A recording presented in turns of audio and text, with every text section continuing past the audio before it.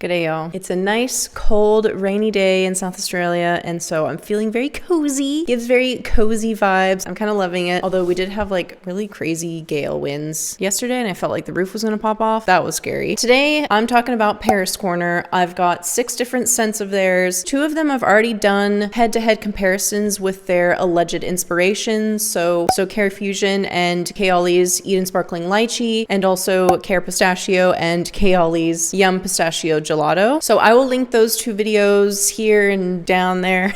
I still will touch on those 2. If you're here for a synopsis, then that's fine too. Just stick around. Now, before we begin, I wanted to quickly mention, obviously I have my own decant shop in Australia. Unfortunately, I can only ship domestic. So within Australia, the shipping is just way too crazy and expensive to ship outside of Australia. But if you are in the US, which I know a lot of you are, I am going to link my mom's decant shop. She actually sells a lot of the fragrances that I talk about, and she probably has more. She definitely has more than I do. So if you are in the US and you are interested in trying a lot of these scents that I talk about, I'll link her Mercari down below. She's incredibly reasonable with the price as well. If you are interested, I will leave that link down below for her decant shop and of course my own as well. All right, let's get smelling. So the first one I want to talk about is Pear's Corner's Batikh Watermelon. So this one's got pear, calogne, and tangerine in the top. In the heart, it's got watermelon, of course, strawberry, apple, and rose. And in the dry down, it's got praline and musk. So lots of fruit, some sweetness, a musky base. I have actually not smelled this one yet, so for you guys, this is a first impression. How exciting for you.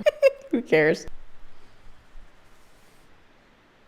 Oh my god, it's so okay. Okay. So calogne in fragrance emulates that very like fresh, aquatic, melon, cucumber-esque scent. It's very common in fragrance, and you might recognize the smell in a lot of things like cucumber and melon body sprays. So for example, a really popular one is Bath and Body Works. It's a very commonly used ingredient, and in here I get that very, very strongly. It reminds me of a body spray. That might just be like an unfortunate association that I have with that ingredient. It's because it's so heavily used in body sprays that I love. Very fresh melon, cucumber body sprays. It's still sweet though. It's not too sweet. There is that rosiness, but that calogne is very strong and prominent. So I would say if you don't like that kind of scent profile, that melony cucumber aquatic scent, then you might not like this one. But I think it's really great. It's got a little bit of that like watermelony, sugary sweetness, but the sweetness isn't overwhelming. Luckily, the musk also is not an issue. I tend to be kind of sensitive to musks, and this is not one that I'm feeling is a problem in this department, which sometimes it can be with musk. So good news for you. If you are musk sensitive like me, this one shouldn't be a problem. It's delicious. Listen, it's a very fresh, slightly sweet, aquatic, melon, maybe a little bit of a cucumber-esque scent in there too. But if you like that and you want something very fresh, perfect for summer, then I think you're really gonna like this. Oh, it's beautiful. It's very juicy. Hydrating. Don't drink this. My God. Yummy. Very good. Probably not one I would whip out on a day like today when it is like 10 degrees and raining. Okay, the next one we have is Emir Pear Potion. This one's got pear and apple in the top. It's got jasmine and caramel in the heart, and raspberry and musk in the dry down. Now, I see a note like raspberry in the base, and I get a little bit nervous, I'm not gonna lie, because I just tend to not be a huge fan of raspberry, especially when it's in the base. Oh, you know what? Okay, unlike Batikh Watermelon, Pear Potion is not a super juicy fragrance. It's not that really bright sweetness, like that really bright aquatic pear sweetness. It's very dusty. It's actually very powdery. A lot of that would be the caramel. Caramel can come across very powdery in a fragrance, which is delightful. I love what caramel does. I love the powderiness from caramel. To me, this makes it very feminine. It kind of reminds me of the kind of caramel that I would find in like a Juicy Couture fragrance. Very delicate, very feminine, powdery, dusty, slightly sweet. I actually don't mind the raspberry in this. I actually quite like it, if I do say so myself. And the musk in here, again, I'm not put off by the musk. I think it's perfect. It's very soft. It's not pungent. I think the pear and the apple, I smell them both pretty equally. There's not really one that's standing out too much. I think the addition of the jasmine and the powdery caramel note, I think makes it wearable for like any time of the year, really. I wouldn't really associate this with the heat of the summer. I would say wear this anytime. I think this is appropriate for any time. Very beautiful, dusty, powdery pear. It's very feminine. I don't know if I would call this unisex. I mean, listen, wear whatever you want. When I describe a fragrance as masculine, like traditionally feminine, it's because I know a lot of people care about those descriptions, so I do describe them. But of course, you wear whatever you want. Who that gives a shit? You smell good, you smell good. If I smell this on a dude, I'd be like, hell yeah, you smell amazing. You know what I mean?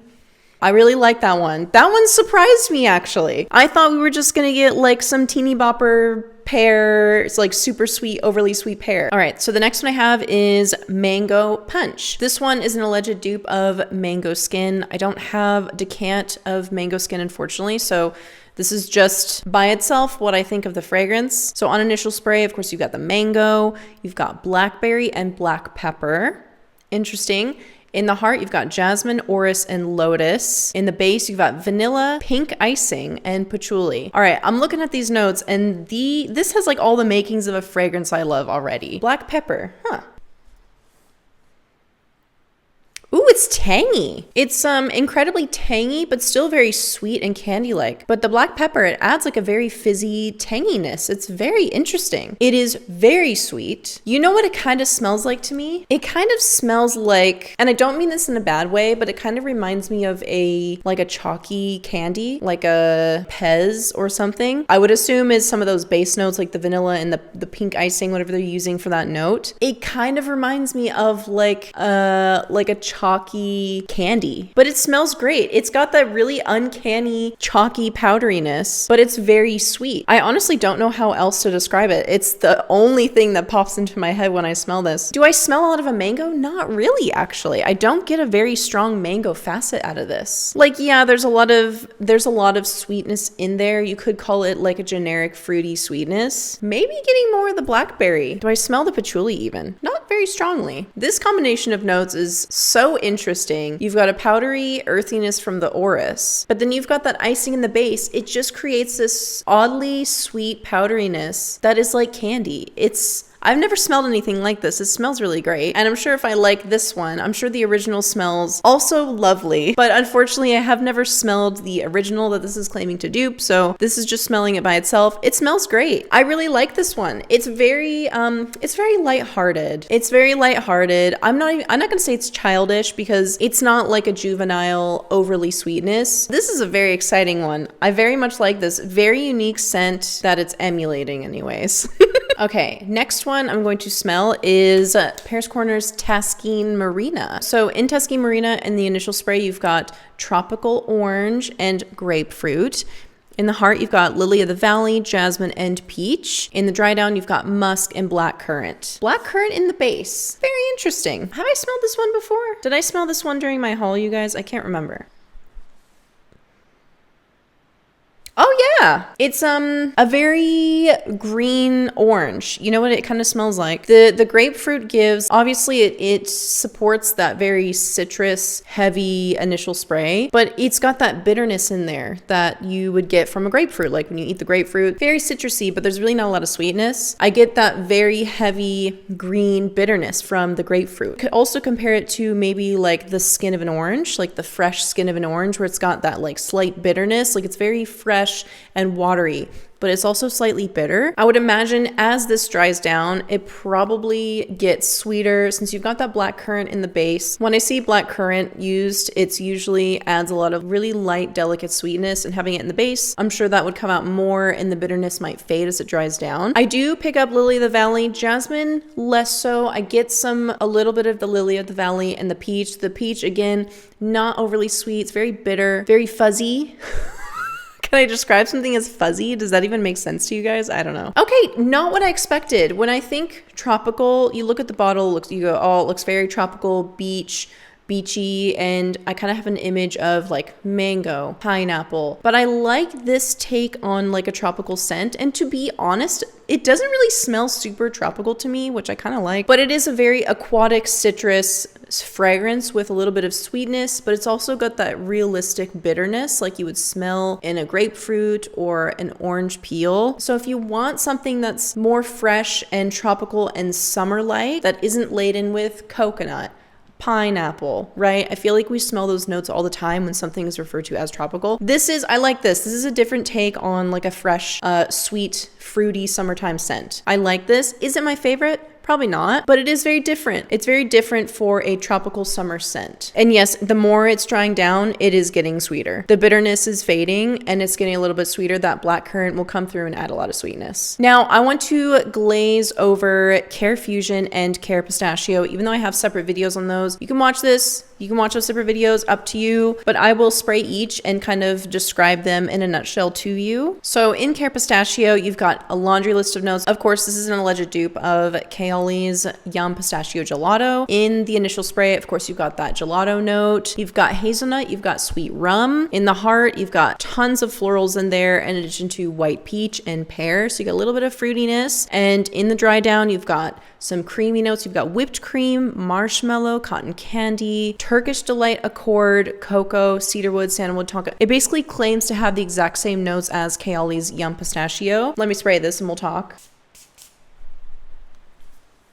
I think I mentioned this in my video, but when I compared this to Kayali's Yum Pistachio Gelato, it didn't quite have that depth of creaminess and nuttiness that Kayali Yum Pistachio has off the initial spray. It actually came across a little bit more, like slightly more fruity. It is still very good. It's still very sweet. It's just a lot brighter. It doesn't have that deep creamy sweetness, and it definitely doesn't have that really sweet rum note that Kayali Yum Pistachio has. It doesn't emulate it quite as well, but it's still pretty good. And listen, you're paying a fraction of the cost. Unfortunately for me, now this is a decant from a bottle that is, I think, probably 2 or 3 months old. Neither of them really lasted beyond 3-4 hours. I think by the 4th hour, both of them were completely gone off of my skin. Obviously, spraying them on clothing, you'll probably have better performance. Listen, this is probably not one that I would reach for anyways. I'm also not a huge fan of Kayali's Yum Pistachio Gelato. I do really like the initial spray of Kayali's Yum Pistachio, but this doesn't quite get it just right, and neither of them really last that well. So I know I didn't mention longevity for the first 4, but this one, I actually know the longevity. I tested both of them side by side. Neither of them are really great. I mean, unfortunately, Kayali kind of has that reputation, which, girl, you got to step that up. Like, it's unacceptable to pay the price you pay for that fragrance and for it not to last. Okay, so the next fragrance that I also did a comparison of is Khair Fusion. Now, this is an alleged dupe of Kayali's Eden Sparkling Lychee, and let me spray this one. So with this one, I was actually very impressed by the initial spray. It's got a very sweet, juicy, fresh lychee in the top. It is absolutely delicious. It's delightful. You've got more emphasis on the fruit in here. I thought on the initial spray, Kayali's had more of like a makeup-y smell. I really liken it to like a lip smacker smell. Khair Fusion has that, but it's actually got more of a brighter, juicy fruitiness off the initial spray. So I was actually very pleasantly surprised by this one. On the dry down, it kind of morphed into a very subtle musky fruit. I felt like it actually retained its fruit scent a lot better than Kayali's. Actually, when Kayali's Sparkling Lychee dries down, it kind of is just it's kind of like just a powdery vanilla, maybe a hint of fruit. I found that with Khair Fusion, the dry down was much fruitier. It just had a stronger musk facet. And for someone like me who's sensitive to musk, it's difficult to see myself actually wearing this one often just because of how strong the musk is.